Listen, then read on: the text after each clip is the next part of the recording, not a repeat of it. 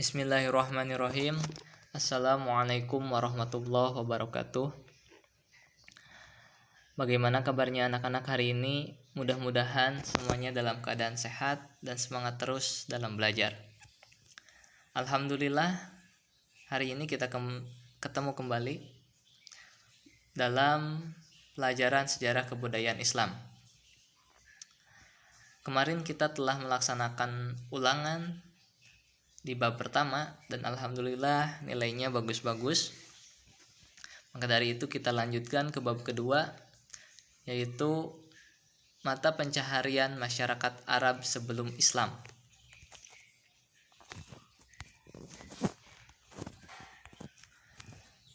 Penduduk Arab sebelum Islam atau pra-Islam, berdasarkan tempat tinggalnya, mereka dibagi menjadi dua bagian. Ada yang tinggal di kota, yang disebut dengan suku Hadar, dan ada juga yang tinggal di desa atau biasa disebut dengan suku Badawi. Dilihat dari tempat tinggal orang-orang jazirah Arab tempo dahulu, mata pencaharian mereka dibagi menjadi tiga. Yang pertama berternak, yang kedua bertani, yang ketiga berdagang.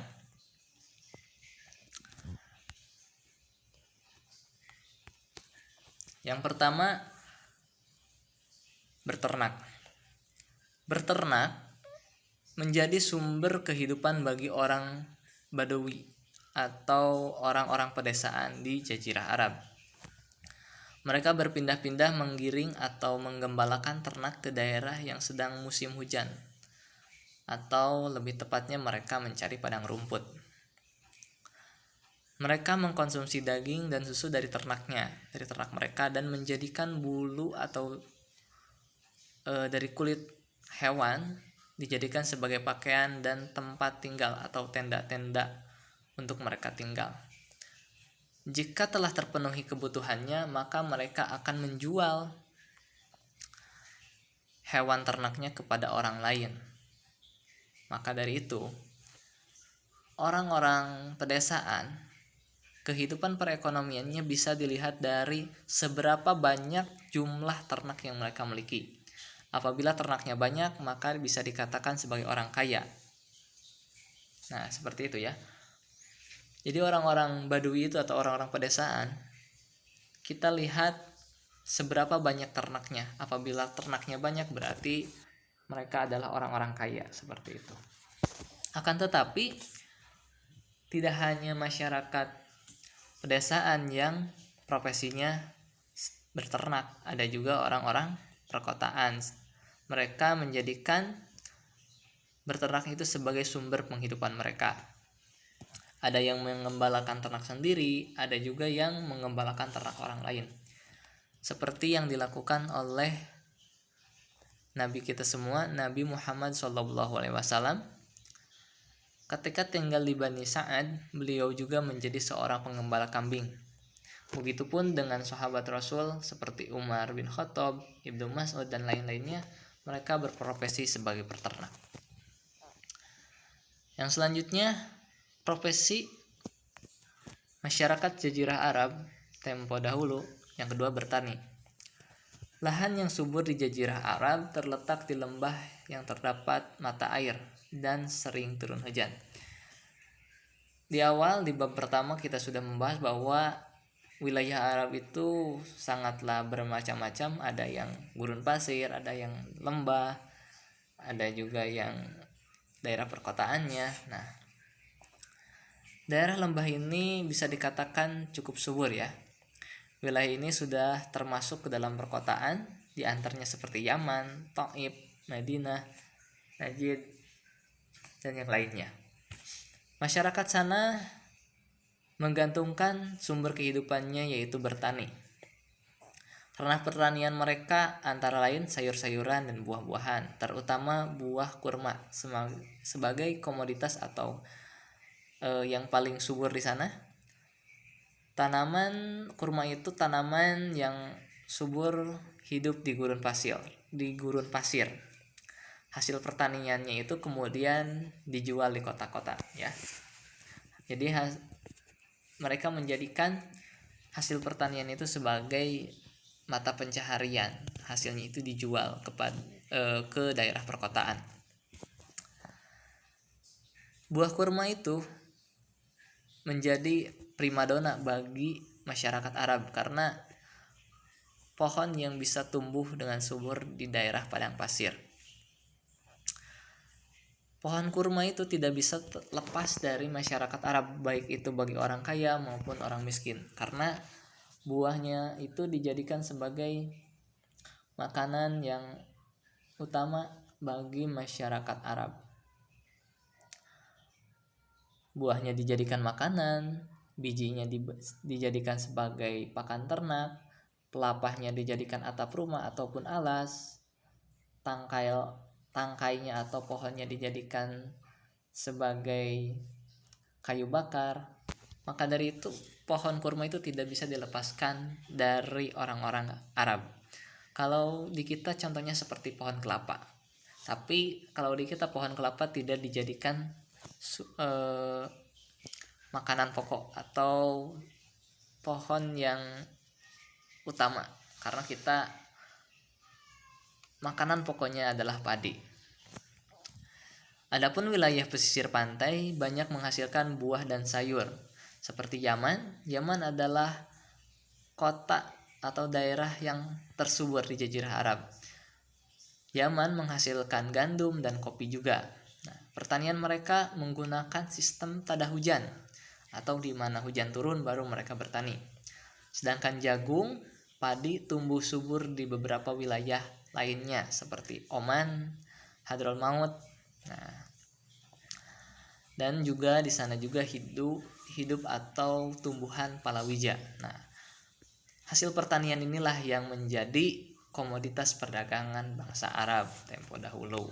Nah, maka dari itu mata pencaharian yang ketiga adalah berdagang. Nah, suku Arab yang tinggal di kota Mekah dan Madinah, mayoritas mereka berprofesi sebagai pedagang. Perdagangan di kota Mekah dan Madinah pada zaman jahiliyah sudah maju.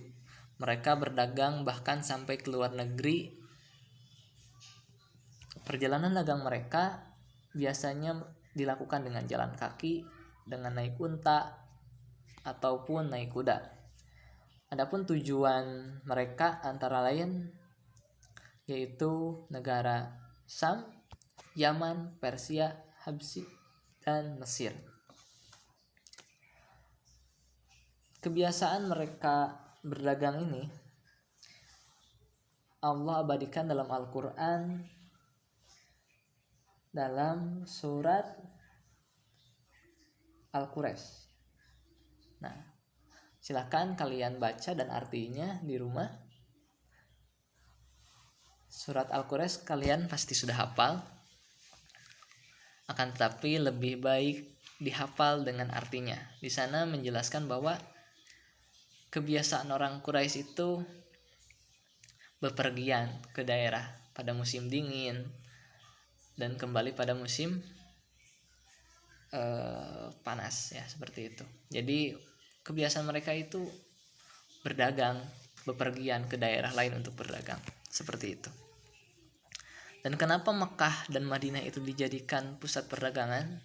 Karena di Mekah Madinah itu negara yang aman, karena mereka tempo dahulu pun menjadikan Mekah itu sebagai kota haram atau kota yang tidak boleh adanya peperangan dan sebagainya. Karena menurut mereka kota Mekah itu tempo dahulu juga menjadi kota yang suci, seperti itu. Maka dari itu bahkan dijelaskan dalam Al-Quran pada surat Al-Ankabut ayat 67. Seperti itu. Biasanya orang-orang Arab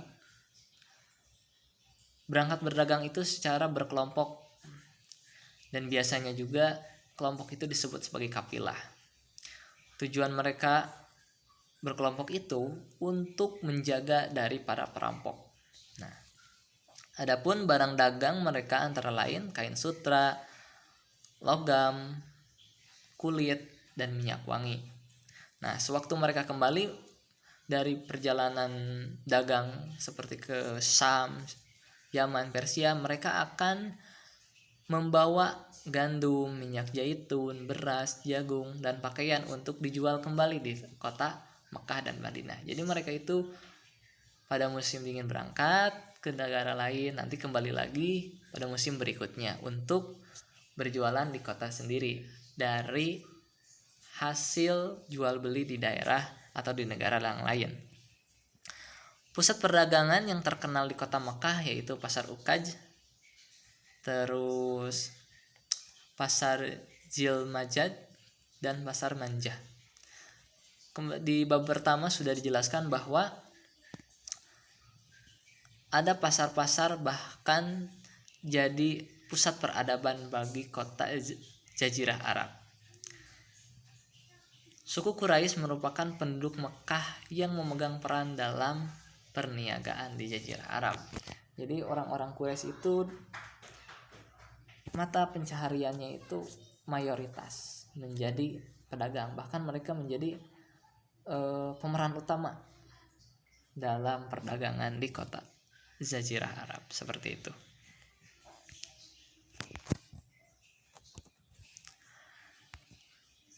Sudah disinggung tadi bahwa pasar-pasar tidak sekedar sebagai tempat jual beli, tetapi juga menjadi pusat peradaban. Kekayaan bahasa dan transaksi global menjadi salah satu kemajuan atau peradaban bangsa Arab tempo dahulu. Bahasa Arab orang-orang Quraisy pada saat itu menjadi bahasa yang paling mudah diucapkan atau menjadi alat sebagai transaksi. Maksudnya alat di sana, jadi mereka ketika bertransaksi atau jual beli menggunakan bahasa orang-orang Quraisy seperti itu. Salah satu maka dari itu pasar bisa dikatakan sebagai tempat peradaban seperti disinggung sebelumnya, bahwa di pasar itu ada penyair, ada pasar syair, terus juga jadi pusat peradaban bahasa. Maka dari itu syair-syairnya pun bagus-bagus ya tempo dahulu. Maka dari itu syair orang Arab itu di tempo dahulu dikenal sebagai syair yang sangat indah. Akan tetapi dalam bidang ekonomi, riba bagi orang-orang Arab itu sudah biasa dipraktekkan di Jazirah Arab, bahkan di Mekah. Di Mekah padahal itu kota suci ya, mereka menganggap kota suci, tapi perdagangan yang sistemnya riba mereka tetap lakukan. Hal ini terjadi karena terpengaruh dari sistem perdagangan yang dilakukan oleh bangsa lain. Mengapa demikian? Ya, karena mereka melakukan perdagangan tidak hanya di negara Mekah, akan tetapi ke negara-negara lain, sehingga mereka mengambil sistem riba itu diterapkan di kota sendiri atau di negara sendiri seperti itu. Oke, terima kasih. Materi hari ini cukup sekian. Wassalamualaikum warahmatullahi wabarakatuh.